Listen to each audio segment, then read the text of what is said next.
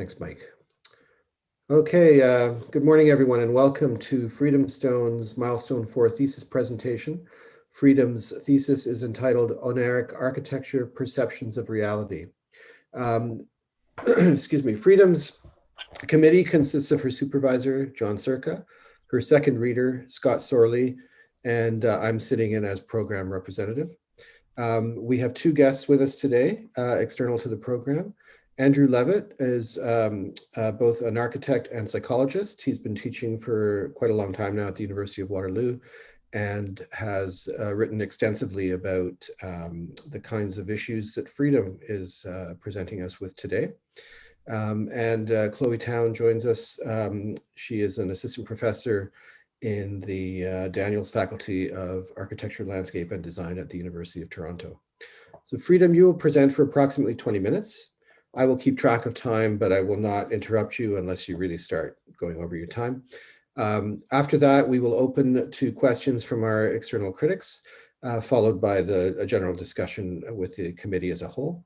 Once we've done that, we will invite you to leave the session so that the committee can deliberate privately, after which John will get back to you with the results of that deliberation. So whenever you're ready, Freedom, the floor is yours. Okay, thank you.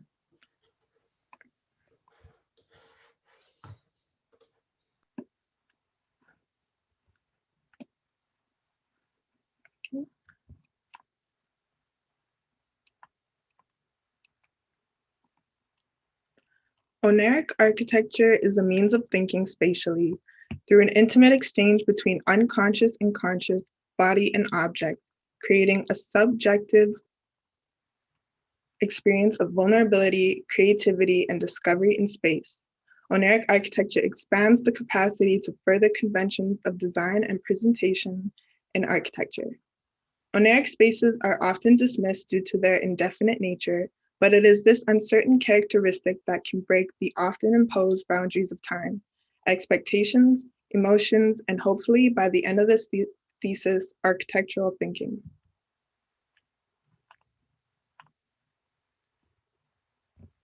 Vital to the discussion of Oneiric architecture are concepts of reality and particularly perception. Objective reality is beneficial for business and other operations of society, but these standardizations of reality do not use the creative and speculative attributes of a person's existence, more specifically of the unconscious.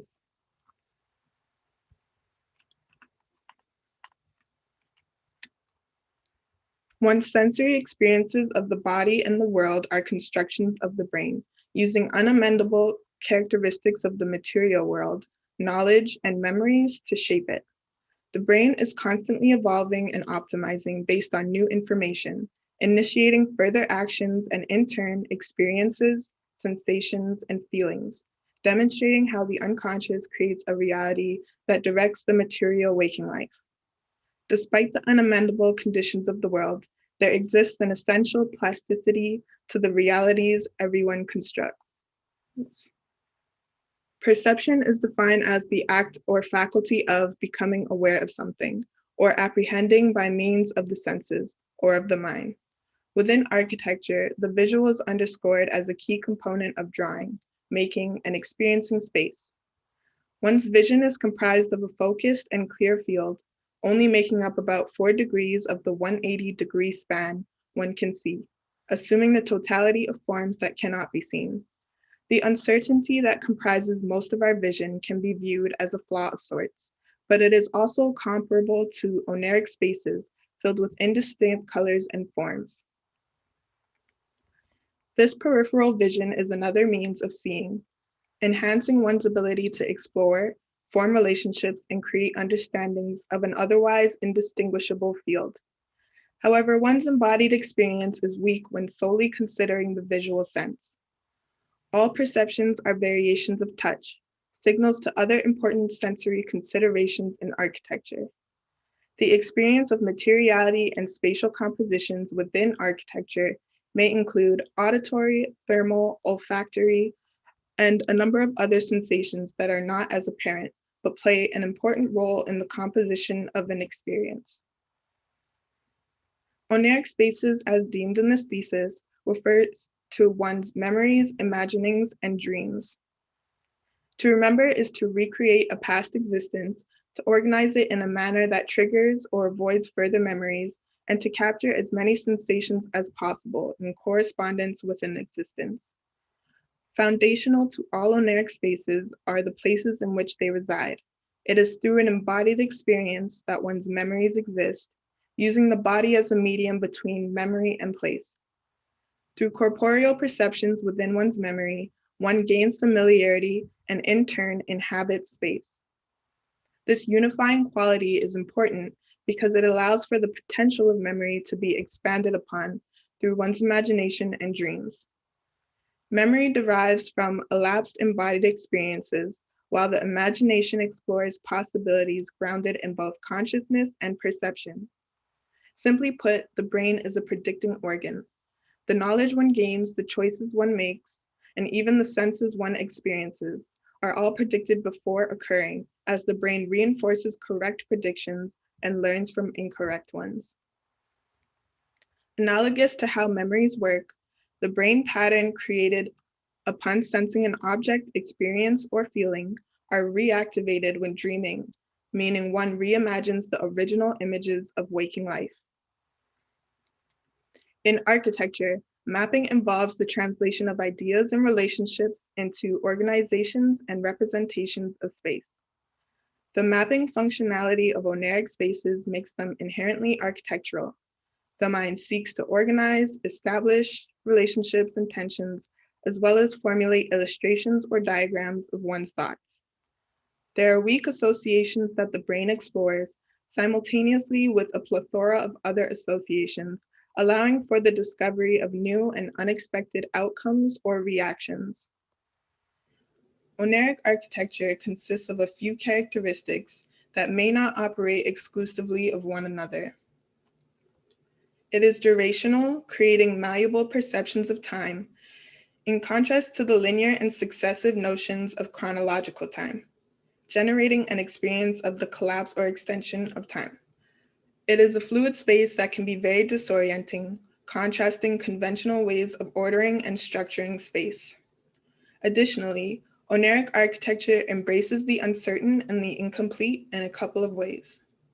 First, referring to horizontal perceptions, creating non-thematic or implicit meanings in a space results in an ambiguous experience. Further, challenging the relationship between body and object stifles one's incessant impulse to anchor oneself to things, generating unease. Unconscious embodiments of space take place when one gains familiarity, the sense of already inhabiting it, creating a feeling of comfort. An attuned space is not attainable with the destabilization of place memory. However, one's senses and limits are pushed by exploring the unseen aspects of the unconscious. Oneiric architecture has the capabilities of establishing an uncanny or even sublime spectacle that cannot be overlooked. Some techniques to improve one's memory involves utilizing as many senses as possible to imagine the presence of a person, thing, place, etc., to activate as many parts of the brain for easy retrieval. Another technique to improve one's memory involves furthering one's imagined sensations by making a mental image unusual, creating landmarks or producing surprising experiences. These suggestions relate to the predicting nature of the brain, as these exercises strengthen groups of neurons and in turn, the accuracy of the predictions that launch one's subsequent actions. Incorporated in the oneiric house, the abnormal and sensorial design of oneiric architecture requires similar modes of presentation. Sensations in the house can be experienced by the properties of materials and scales of spaces. Therefore, capturing these spatial properties through visual means requires more of an impressionistic approach to illustrations. Rooted in the facts and properties of waking life, there is a level of precision to balance such impressions. This balance is similar to the rationality and intentionality of waking life versus the illogical and uncontrollable dream state. The house serves as both the site and program for the design. The design of a house offers a recognizable program as well as the familiarity intrinsic to inhabiting a place. The house allows for the exploration of Oneiric architecture to easily access both the conscious and unconscious aspects of existence. The form of this house is not static, but constantly evolving, with additions and subtractions, from the large-scale ideas of a room to the small-scale details of an object. While the functions within this house follow convention, there are small aspects that differ from the expected. For instance, the living room exists independently of the kitchen and dining, separating spaces into their own unique experience. The bedrooms are not grouped in a single floor, creating disparate zones as well. There are rectilinear merged masses with pitched roofs in reference to the symbolic house, but the roof slips off of some regions and disappears entirely in others. The symbolic silhouette of a house allows viewers to imagine an enclosed and secure space, while the discontinuity of masses creates conditions that are peculiar and eye-catching. The pitches of the roofs stretch along the north-south axis, as if the same silhouette were copied, elongated, and dissected at varying points. In addition, light wells and courtyards are located throughout, puncturing the entire mass. The most peculiar is the central courtyard, which is both an exterior space, but sheltered and located in the heart of the massing. A terrace off of the longest circulatory path is the only formal way to inhabit this courtyard. The placement and means of access to this courtyard prompt ideas of a hidden retreat, a space to disappear from the contents of the house, as well as the external environment it exists within. As expected, experiencing architecture involves moving the body both physically and mentally. This movement develops a spatial intellect where the embodied experience creates an understanding of the objects perceived. During sleep, the body is relatively stagnant, but the Oneiric body is quite the opposite. The Oneiric body is freed from the constraints of waking life and is therefore liberated from the ground and other restrictions. The understanding of one's experiential movements ties back to the importance of the Oneiric world, which work vigorously behind the scenes to create the memories and ideas unique to everyone. The entrance is located on the 5th floor, with the option to use the stairs or an elevator from the ground level. Entering this floating mass from the center is akin to being swallowed whole. As soon as one enters, one is faced with a wall, further disrupting the expectation of a fluid entry. One then has to decide which direction to take, faced with little to no clues in either direction. Similar to a fork in the road, one must make an important decision with unknown results. Largely, there is a network of corridors that tie this house together. Every floor is accessible by ramps, an elevator, or both, with stairs providing shortcuts throughout. The narrow circulatory paths create an intimate space for reflection, allowing users to perceive the space at a more personal scale. There are portions of the circulatory paths that are obfuscated by punctured floors, shifting rooms, and screening walls, in conjunction with the sloping floors. The ramps are important in the perception of space and experience of movement, as the comfort of a level planar surface is replaced with an inclined floor. The ramping conditions not only force one's body to be more attentive, exerting more energy, establishing balance, and responding to transitions in floor planes, but they also push one's spatial intelligence in remembering the configuration of walkways and deciding which route to take, further frustrating one's journey. The design seeks to provide multiple pathways to allow more opportunities for varying experiences. The living room in this house does not follow any levels of formality, providing the basic components of a living room to be used as desired. Sitting being the most important act in this space has been dissected further in accordance with an Oneiric architecture. Lumbar support, suitable seat depths, and suitable seat heights are all considered in the design of ergonomic seating. Within this living room are variants of traditional living room seating, more specifically armchairs, sofas, and side chairs. How can these chairs affect one's bodily awareness, and more critically, how can they affect one's interaction with other bodies? One armchair is elongated along the front-back axis of the body to such an extent that it requires contemplation of exactly how one will take a seat. Sitting against the back of this chair leaves the body in an L-shaped position and pushed away from the conversation. Meanwhile, sitting at the front edge of this chair leaves the body restless for back support. Similarly, the backrest of the adjacent sofa is folded over to mimic legs. This sofa suggests it is to be occupied through the distortion of the body. If not, discomfort will ensue from a regular seated position as the body sinks into the cushion.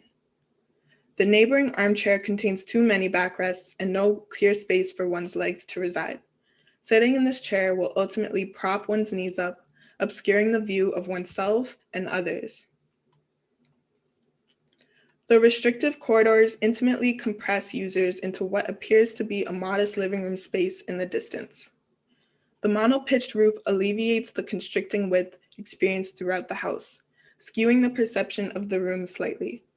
Extending infinitely beyond the glazing, the living room is long and narrow. Indirect light punctures the space upon entry while prohibiting a view to the exterior, while the side walls frame and restrict one's vision toward the ends of the living room.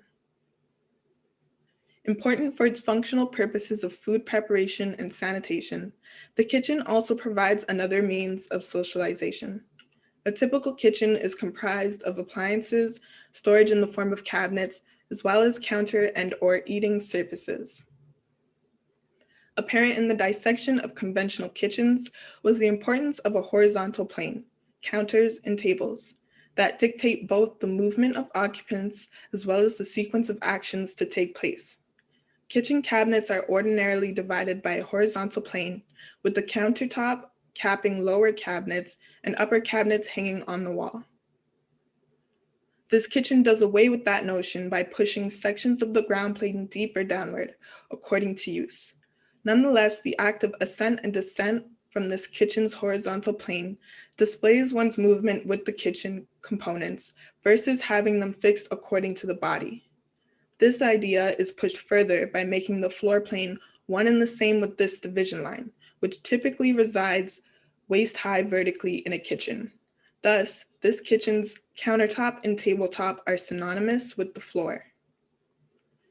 Since floors are regarded the filthiest surface in the home, while countertops are to be kept clean for health concerns, this brings to mind associations of sanitation. Perhaps this will influence how this surface is cleaned and how occupants move. Would crawling reduce the transmission of germs from one's feet? Expanding the breadth of what is considered a working surface allows for a more versatile use of the kitchen and dining spaces.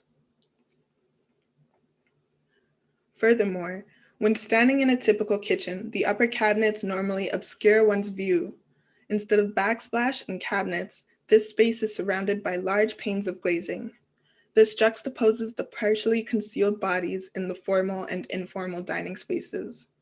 What's more, those cooking in the preparatory area are only seen from the waist upward, and those within the storage and pantry are completely hidden to anyone walking by. Bodies become enmeshed with the kitchen and dining room. Moreover, the placement of objects in kitchen cabinets are generally arranged according to their frequency of use. These full-length cabinets accumulate and distort the temporalities contained within kitchen storage, as one is now able to reach the uppermost shelf easily from the dividing plane. The adjacent recess houses frequent operational components of the kitchen, with the range, sink, and storage for more immediate objects. The separate zones reflect a clear delineation of what should be stored away versus what needs to be readily accessible for cooking and cleaning. On the whole, the perceptions of this kitchen and dining area are not uniform, pushing users to question the uses and interactions with the kitchen's surfaces and levels.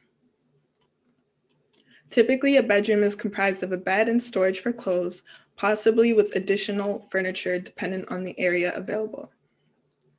This bedroom blurs the line between a bedroom and storage, inside and outside, filling the outer perimeter with a closet of furniture. This closet suggests the temporality of this room, able to accommodate fluctuating capacities, inhabitants, or simply a change in configuration. The furniture is transformable and portable.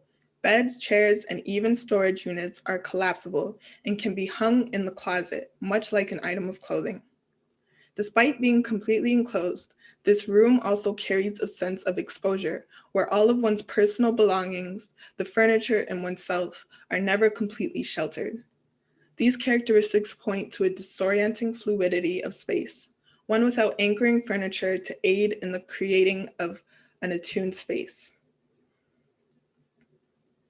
The bedroom is not grounded, functioning through the use of ceiling tracks that allow for furniture to slide and rotate. Despite the clearance allowed for the door, this bedroom does not provide a transitionary break from the rest of the house, but rather one is instantly embedded into the fabric and mechanics of this room. The room, tightly enclosed in a ring of storage, offers a weak threshold of privacy reflected through the permeability of space in addition to the perimeter walls. The hanging components creates a sort of susceptibility with the ground, urging users to keep items and oneself clear from it. One is capable of seeing feet or other such bodies rummaging through the closet at all times, as the walls also avoid contact with the floor. From the incomplete height of the walls to the fragmented openings between them, the inner walls offer fixed guidelines to the organization of objects and bodies. In summary, Oneiric architecture allows for unconventional ideas, relationships, and bodies to experience, embody, or even shape spaces. The scales of Oneiric space do not abide by the properties of waking life. They allude to deviations of operating that do not correspond to normative waking life circumstances, establishing innumerable realities and perceptions of space. Oneiric architecture reveals both personal and existential understandings, as well as solutions to problems or current concerns at hand. Although complex and unusual in some regards, Oneiric architecture maintains a comprehensiveness that can be brought to fruition, as the spaces utilize the unamendable characteristics of reality as the foundations for creation. Dependent on the spatial intelligence developed in one's thoughts, memories, and imaginings, Oneiric architecture is best captured in the mind, utilizing mediums of drawing to express and invite an experience of space that otherwise does not physically exist. Despite the uncomfortable process of exploring, unlearning, and reimagining, Oneiric architecture is valuable in pushing conventions of spaces, behaviors, and presentations into new forms. Thank you. Thank you, Freedom. So with that, I will invite our guest critics to start with any questions, should they have any questions of clarification, and otherwise we can start the discussion.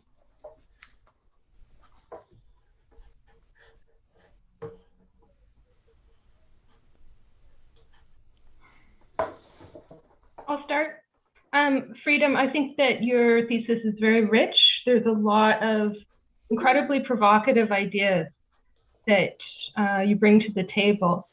And I appreciate very much the way that you kind of outline for us the strategies that you're taking. So you sort of say, here are devices, you know, sunken kitchen, illogical corridors, sloped floors. These things are kind of a key to how to read the thesis. I had to think a lot about, though, what I read and what I saw. I mean that as a compliment. And I want to suggest that I sort of have three things in response. Okay. The first is just the question of the relationship between dreams and space. I think the second would be drawings in space. And then lastly, models, film, which I didn't see in this presentation, but I saw in the package that I was given, the PDF. Mm-hmm. So these are, I think that you've done a great job of outlining them. I might suggest, though, as the first departure, so quite soon into your thesis, the text, you you suggest to us that dreams are always, that they always occur in space. And I'm not sure that that aligns with my experience of dreams, or even sort of the Freudian reading of dreams. That while it's true that we sometimes have imagery, I think that you would agree that there's also times where it's very inchoate, you know, time or spaces dissolve from one another. And so I just wonder, as a suggestion, rather than thinking of dreams as a passive spectator, you know, watching a film, that we also are, you know, we're the director, we're the art director, and we're also, you know, the audience, but also, you know, all of those other characters, the actor, in fact. Yeah. So that's the first. I don't think that changes your thesis at all, but I did want to say, if I could strike one line, it's that dreams occur in space. Okay. So then there's the question, and I think this is really the heart of your thesis, is space in relationship to drawings. And I hadn't come across this term before, unamendable, but I think it's a really interesting question in terms of, it made me think about how in architecture drawings, like the orthographic set, the plans, sections, elevations, it's almost like they too are unamendable insofar as they are a codified, agreed upon tradition of representing space. But they're also abstractions. You know, they're not actually what it means to, you know, that we have to have, it's almost like we have to cipher. We know how to read them.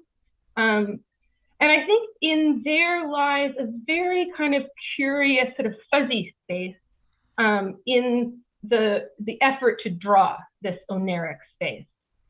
Where you're most successful is when you do things like, you know, a meandering section line that unfolds because it goes against sort of the Cartesian Euclidean space where we can kind of fit it all together.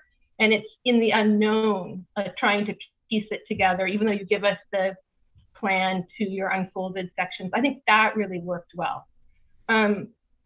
What I think works best, though, what to my mind was, it was an idea that I think you have, it's within you, which is the model. And you did these fantastic study models, these string and what looks almost like hair, and, you know, these bulbous forms that are pushing against the, you know, the strictures of the binding element. And I thought they were spectacular. They were spectacular because they pointed to the sublime in some ways, or the unknown, or the inchoate, that like, how would I translate this into architecture? And I just wanted to say that those were my favorite parts about your work. I thought that they were creepy in that uncanny way, but I also think that they had the potential in your thesis, in your work, to really be at the kind of the crux of the deliverable. I've just said a lot, but it was because I had to think so much about what I wanted to say. And to me, the decision to not give us, you know, hairy walls or complicated, you know, something like Schwitter's Mertzbau, something like the Bios Cleave house, like something that I've seen happening, but less frequently. It was actually my rejection of the orthographic, because I think it's almost an impossible task. Yeah. Okay. Thank you. So if you do present it again, those study models were spectacular. Really, really interesting. Thank you.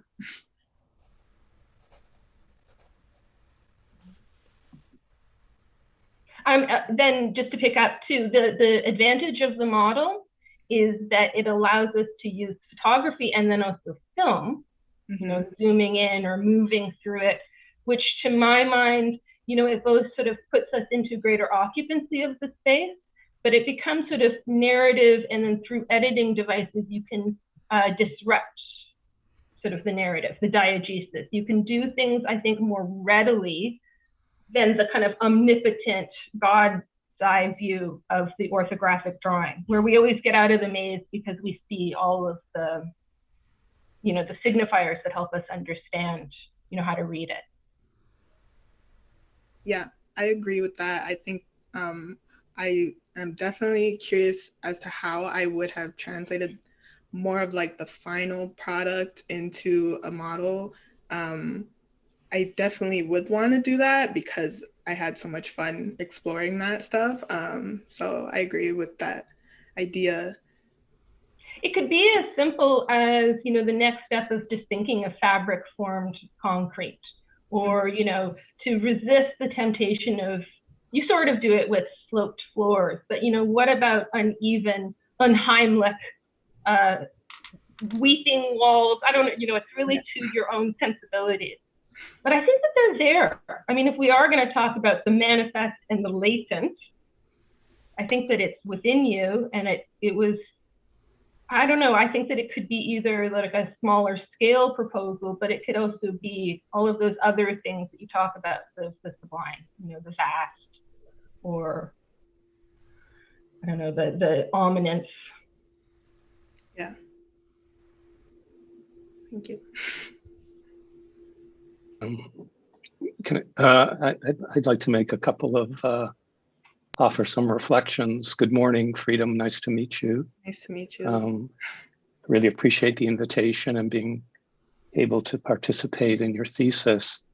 I think it's a really challenging topic, and I take my hat off to you for going so deeply into it during this kind of nightmare of COVID.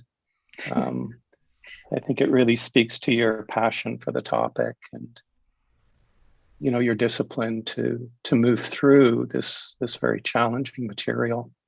So I think that's fabulous and was really exciting. I'm not sure of the format exactly this morning, but I just want to make one overview comment about dreams from a clinical perspective. Because it's so easy to get lost. As soon as you open the dream door, it's like 1,000 doors open. But from a clinical perspective, I would, and this sort of comes from a Jungian perspective, I think you can say from that perspective that the role of the dream is to educate the ego. And the reason I say that is, the ego is a very important part of our life. It has sovereignty over consciousness. It decides whether we have coffee or tea, how we like our pizza, our life, and what shoes we buy. Our life is charged around having a kind of capable and decisive ego. Mm-hmm. The problem is that when you attempt to create a project, the ego can't choose it. You don't know at the beginning what you're going to do. The creativity is something received. It's not something you get. So that is very similar to the dream. You don't generally decide on the dream you're going to have.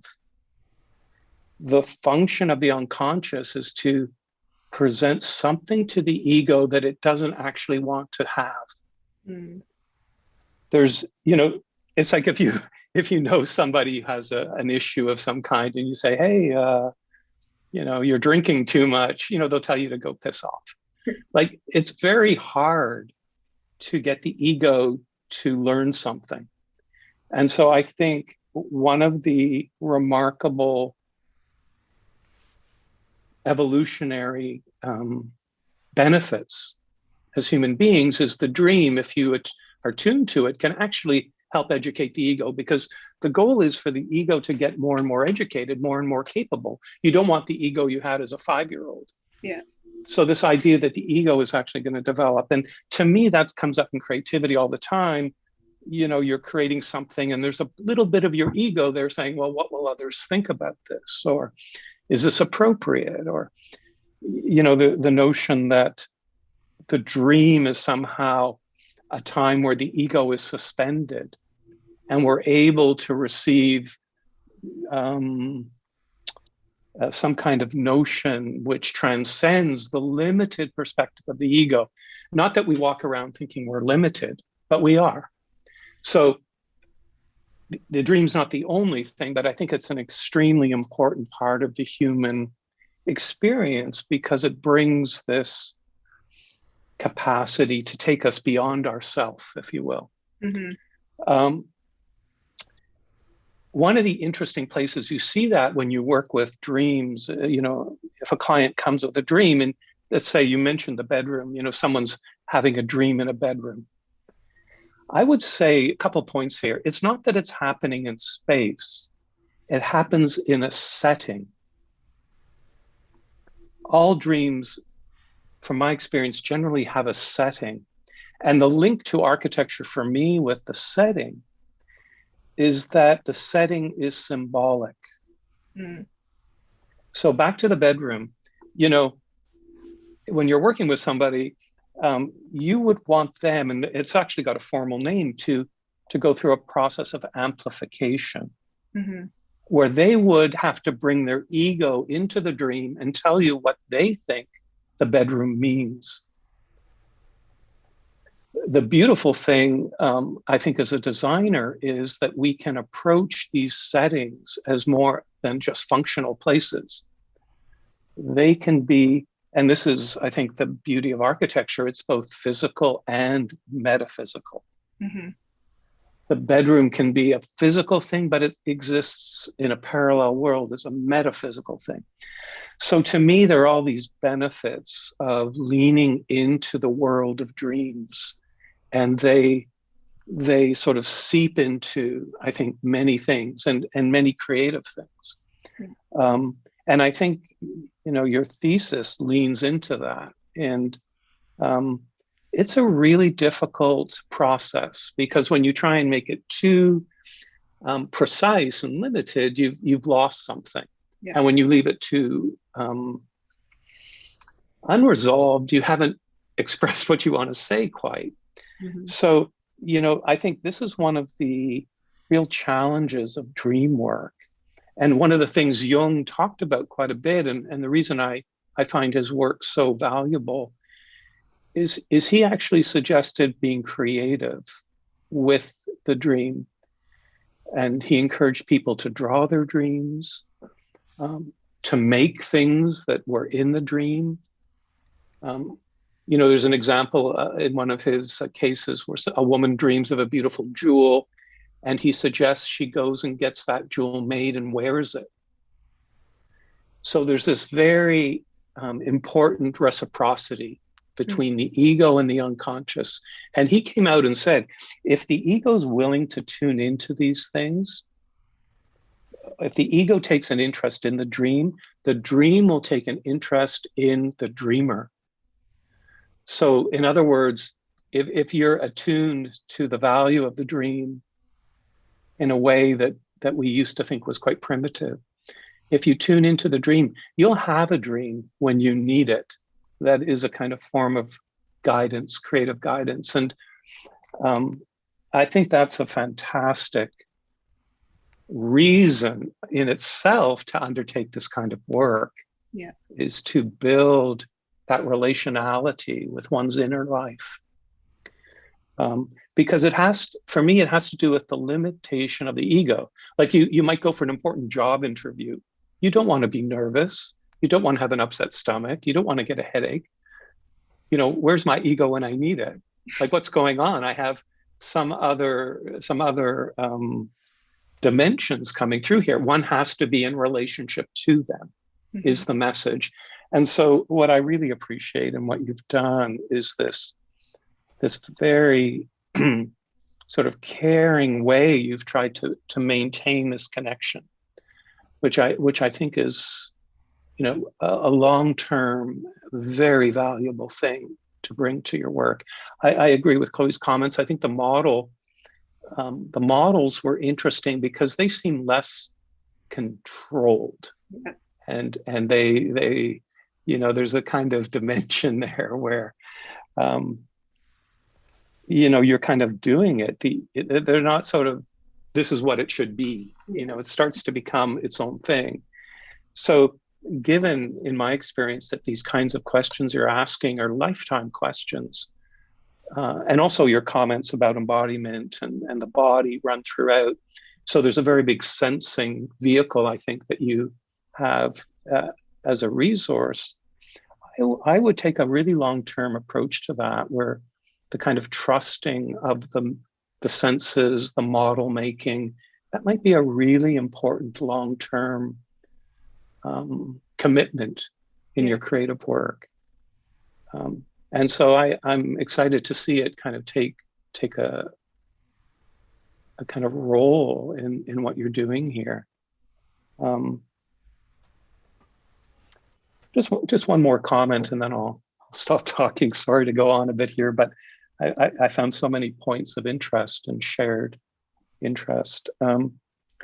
I think it's really interesting that society as a rule is quite disinterested in architecture, but that our unconscious, when it has to create a dream, is very interested in the settings that society has created.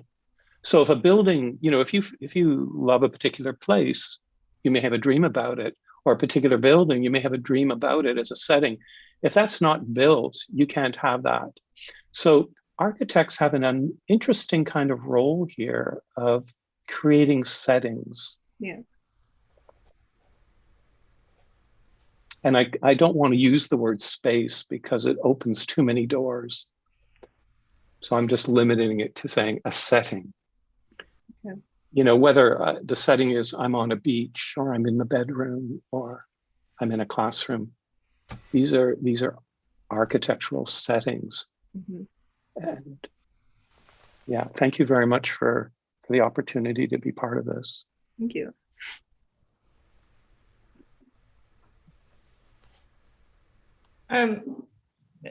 Freedom, curiously, it was psychoanalysis that I studied before architecture.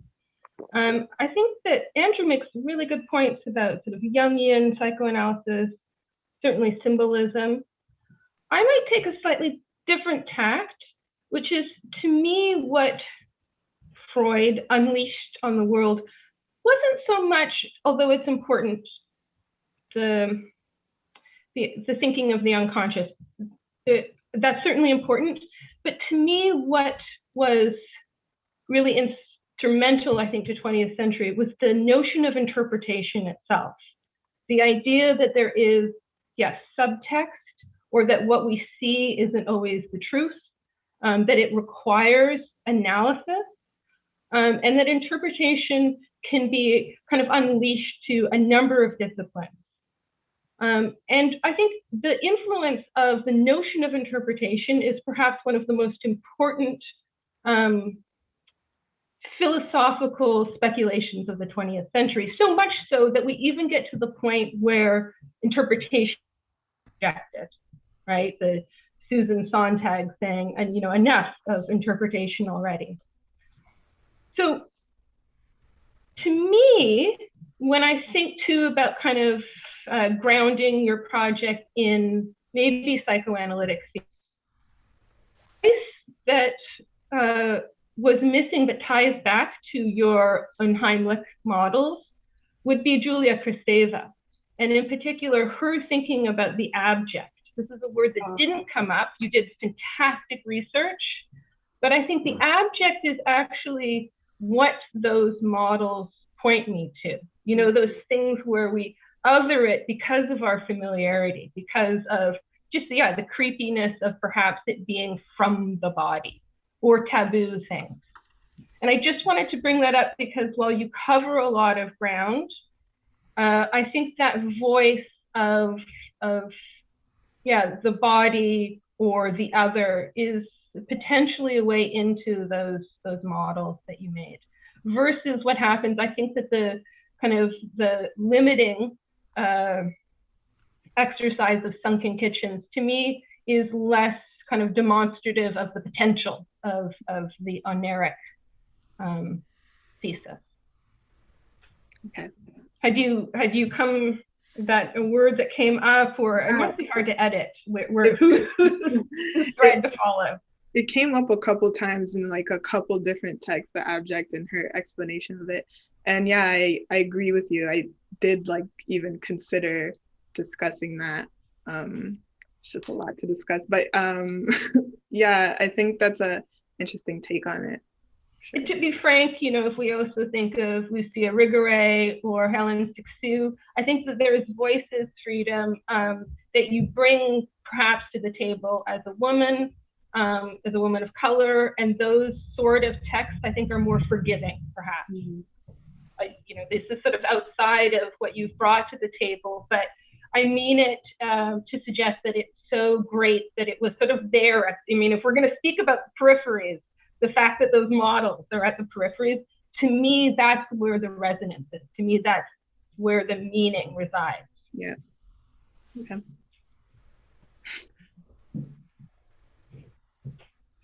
Scott, would you like to chime in as second reader? Sure. First off, I just want to thank you, Freedom, for the time and work that you put into, let's just say, very difficult subject matter. And by difficult, I don't mean necessarily socially difficult. I mean representationally or conceptually difficult. I mean, how do you represent in straight lines and pixels something as ephemeral as a dream? And I think that that's been one of the big challenges of your research, and very successfully you've had moments that have come through. There was that one moment in your thesis when you began to talk about how to become precise, which is the nature of an architect, while dealing with the content of a dream, which by its nature is hard to pin down. And I wonder if you would just talk a little bit about that challenge. Yeah, it became evidently difficult to deal with after probably the first milestone, because in the beginning I was kind of just like rapid fire brainstorming whatever comes to mind. There, as we said, there wasn't any like restrictions, constraints, limitations. And then they're like, it came to a question of, but architecture. And then I'm just like, how do I merge these things?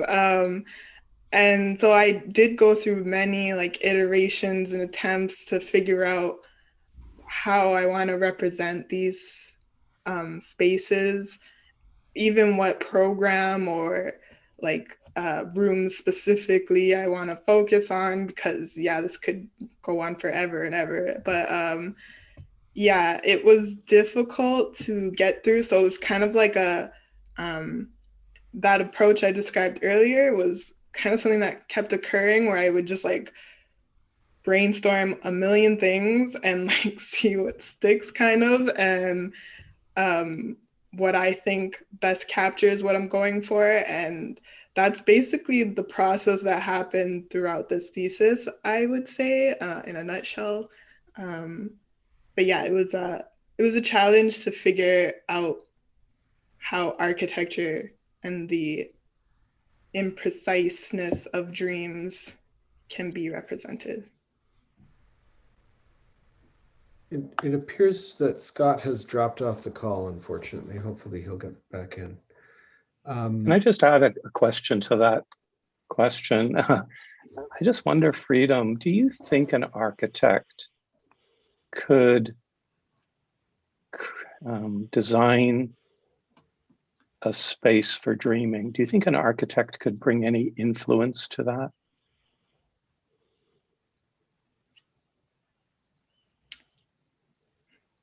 Yes.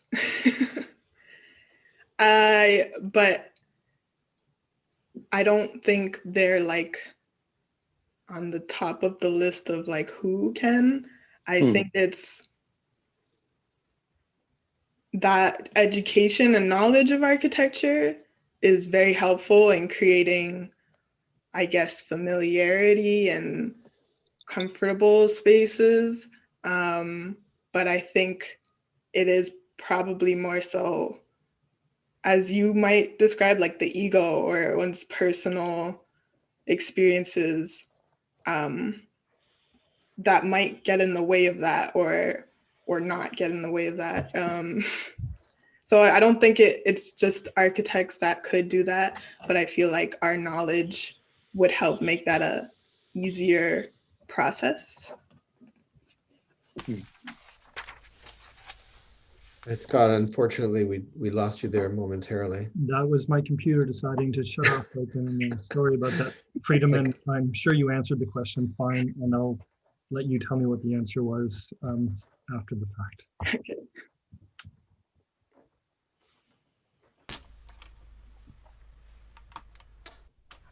Yeah, so maybe I'll just follow on Scott's question as well, because I had a very similar kind of set of questions and responses to the work. And for me, part of it had to do with the challenge of representing something not just ephemeral in the kind of the kind of literal sense in the way we think of dreams, but even the idea of something that is fixed versus something that is always in flux, right? Okay. And also the kind of wonderful illogic of dreams, where you open a door from one room and you don't go into another room, you go into a whole other reality and a whole other kind of spatial proposition, which obviously in the context of architecture is something that is very difficult for us to kind of I don't know what the word might be, simulate or in some way express. So I think, and one of the things that I think is where this really comes through for me is, for those of us on the committee who have seen the work develop over time, it seems really strange to see some of the same drawings I've seen before in a way, because well, why are they still here? Like, the whole idea of the dream being its evanescence and its transformability. So I echo the kind of comments about the incredible challenge of dealing with this material. Yeah. And coming up against the representational limitations of how we typically represent architecture and space. And in that sense, I agree. The models are probably the most kind of compelling parts of the design investigation. Mm-hmm. And I guess there's also the possibility of looking at this potentially through animations and cinema. Yeah.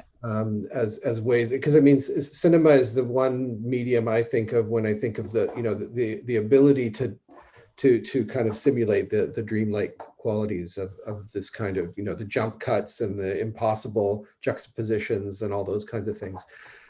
So that might be an interesting exploration further down the road for you, because as Andrew says, I can see this being work that continues, right? It happens to have been packaged as a thesis, but there's a whole kind of, way of seeing that emerges from this project that I hope you will continue to explore. Yeah, I agree. I think what you're describing, Marco, was somewhat explored prior to this thesis in the first year of my master's. So it's kind of like moving forward, kind of merging what I've explored during my thesis and prior to that, and seeing what that ends up looking like. Yeah. Did you ever draw a dream you had? Yes. Yes. Mm-hmm. I think that's in the early on in the document. I believe you had some images taken from dreams, right? Yeah. Yeah, the what I shown in the beginning of the document, I'd say is drastically different from what I would draw like immediately after a dream. It's much more refined. Yeah, of course. I just wanted to suggest that working with the dream, being in relationship with the dream is more important than an image per se. Mm. And I would say, and maybe, this is something Jung talked about, where he suggested having a dialogue sort of spontaneously with an image from a dream. So back to the bedroom, you know, asking the bedroom a question. Asking the bedroom what it thinks its job is. Or letting the bedroom ask you a question. And again, back to his approach, which I find to be really free of kind of conventional thoughts about interpretation, but kind of dips into a creative dimension of response, which might, can't say for sure, but you know, may be of interest in your ongoing explorations. Mm-hmm.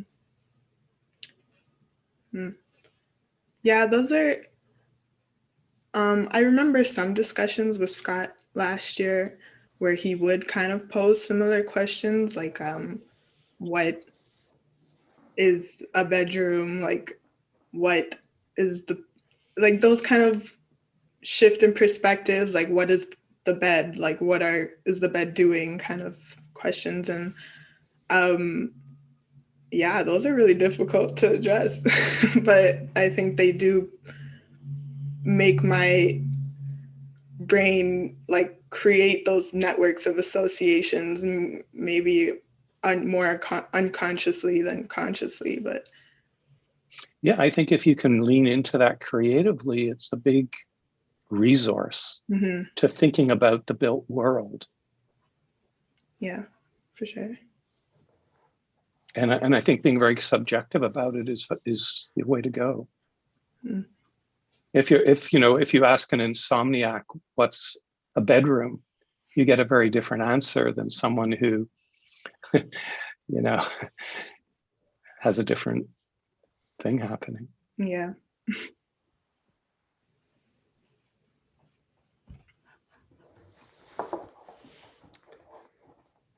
John, would you like to offer your comments? Sure. I think that this has been a very wonderful demonstration of attempting an Oneiric architecture. I think that Freedom had taken on an incredible challenge. And of course, the dream is a very important part of it, but that's not the focus here. The focus is architecture, and I think that Freedom has actually has accomplished an incredible transformation in the way that we're viewing architecture and its potential. So I have felt a great deal of privilege in working with her in that particular unfolding this year. I wonder if that might be something to consider in terms of architecture, to really hone in on some of those Burkean ideas of the sublime, like the terrifyingly vast, or the ominous disquiet, and to actually find contemporary reading. So I would say, you know, terrifyingly vast could include a Walmart. It can include civil engineering. It could reference, you know, the super studio. I say it as a way to sort of tether it to the history of architecture. And then I also wonder, as a strategy, maybe I'm thinking too much about these models, but I wanted to throw it out there, the continuity of the ruins in architectural theory in relation to the sublime, and whether or not that would be an in that I would have taken. You know, so for example, what does it mean? You even in your thesis, Freedom, bring up the question of time. What is it to have a building that not only weathers, but is deliberately defiled over time? You know, I think there's Herzog and Demeron projects that point to that, or, you know, that you build out of a material that either is going to become a ruin, or that there's something more delirious about the way that it strays from what we think to understand architecture as static. Yeah, wax would be a material I think of that.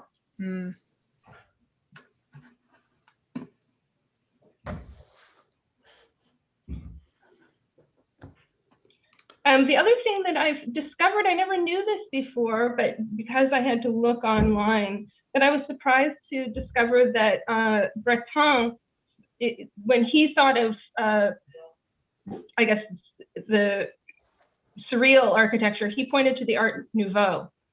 And I thought that was really interesting because I think parametricism, although it's not a design philosophy that I'm particularly interested in, I think it should be acknowledged too, that in your drawings that you stick to the, the orthogonal, which is a modernist tradition. And if we are being architects amongst ourselves, we do have to acknowledge parametricism as just another entry into as perhaps sublime, because I think that's what Art Nouveau does. Yeah, okay.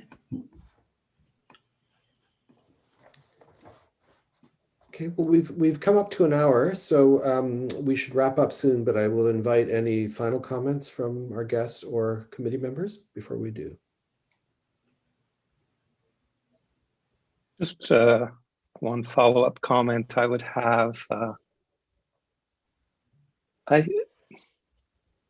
This goes back to my first comment about the role of the dream is to make the ego more relational, to educate the ego.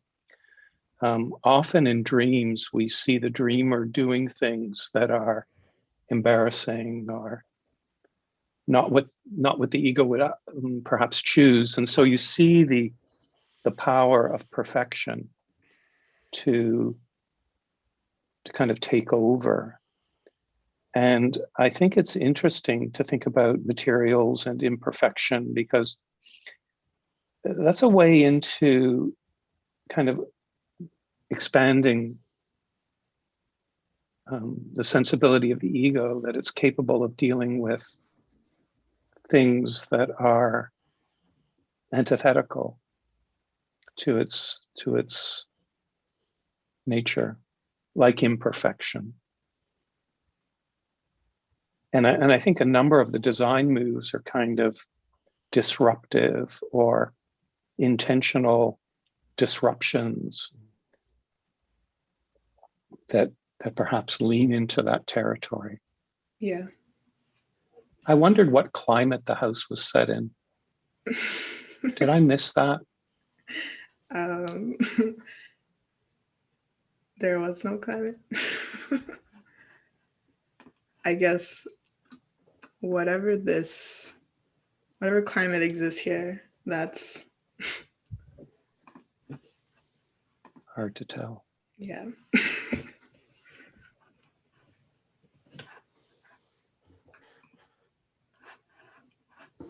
I have a very just casual thing to bring up. And I regret to say that I'm not totally informed, but I think you might be interested in a new piece of science fiction by Susanna Clarke called Piranesi. And my understanding is that it's a dreamlike architectural space that the protagonist occupies, but it has all of these nonsensical elements. I think the walls contain the ocean, for example. And it's not to my inclination to read sci-fi, as I said, but it gets really great reviews, and you might want to check it out as someone interested in dreams and architecture, because from my understanding, it's a really spectacular book. Yeah, definitely check that out. A small summer reading.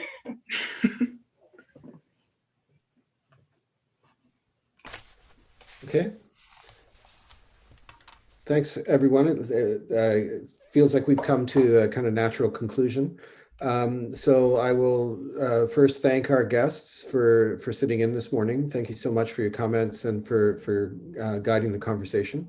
Thank you so much, Freedom, for your presentation, and for the the tremendous effort that went into this work. It's palpable. It's very clear that this was a tremendous undertaking for you, and I think you should be very satisfied with where you got in the time that you devoted to it. I will now invite you, Freedom, to leave the meeting. The committee will and guests will deliberate, and then John will get back to you with details of that conversation. Okay. See you soon.